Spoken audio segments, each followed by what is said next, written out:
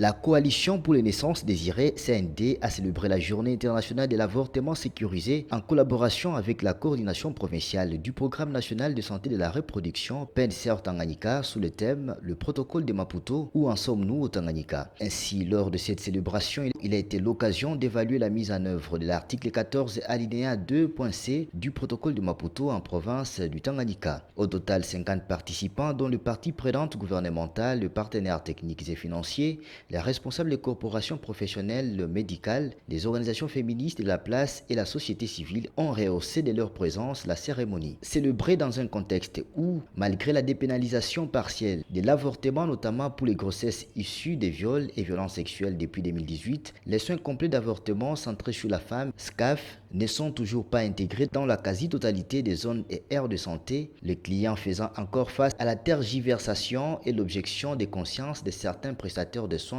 revendiquant leur serment et aux menaces de certains éléments des forces de l'ordre revendiquant l'avortement comme un crime. Pourtant, le Tanganyika fait partie des 4 provinces à sévérité des violences basées sur le genre supérieure ou égale à 4, situation exacerbée par les mouvements des populations liés aux conflits en province et a entraîné environ 170 000 populations déplacées internes, soit plus de 5% des populations en province. Ce contexte d'instabilité aggravé par les inondations qui ont affecté l'ensemble de la province du Tanganyika au cours du premier semestre de l'année 2024 et touché directement environ 289 142 personnes, soit plus de 9% de la population totale du Tanganyika. Face à cette réalité, Zawadi Nawenga, coordonnatrice de l'ONG Sojifep et membre de la Coalition pour les naissances désirées, a lancé un message de plaidoyer à toutes les parties prenantes partenaires de s'approprier le protocole de Maputo et d'en faire une réalité afin que les femmes et jeunes filles jouissent pleinement de leurs droits en matière de santé sexuelle et reproductive. Le 28 septembre, c'est la journée internationale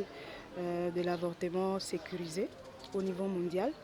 Et nous, par cette occasion, nous avons voulu aussi célébrer cette journée en faisant un appel, en invitant tous les partenaires financiers, les partenaires techniques, les partenaires étatiques et aussi les organisations de la société civile pour faire un état des lieux sur le protocole de Maputo.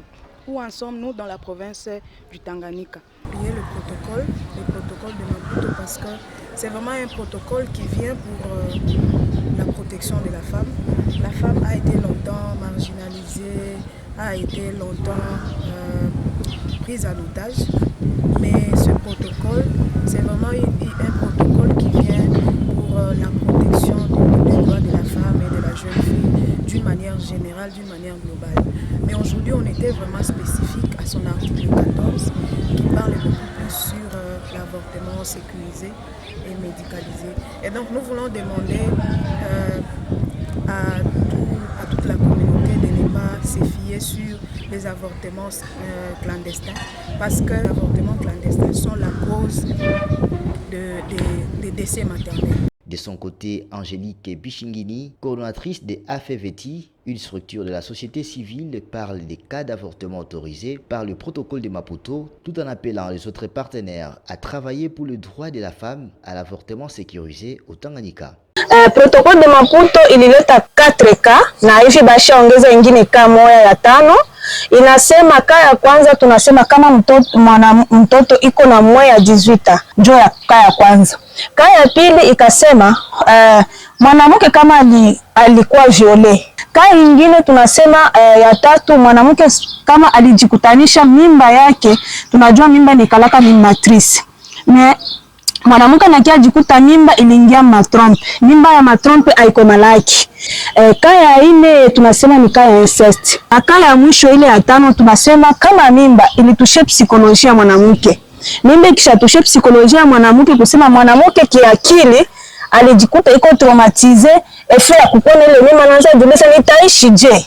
Maisha yangu itakuwa je? Hakuna gisi nichunge hii mimba, anaruhusika kwenda kwa hospitali, mekupo ma centre ziko spécialisé kufanya ile kazi, haiko kila hospitali ndio inapaswa fanya vile. C'est la grande salle du couvent de Sœur Roulins qui a servi de cadre pour la tenue de cette grande manifestation sur l'avortement sécurisé au Tanganyika.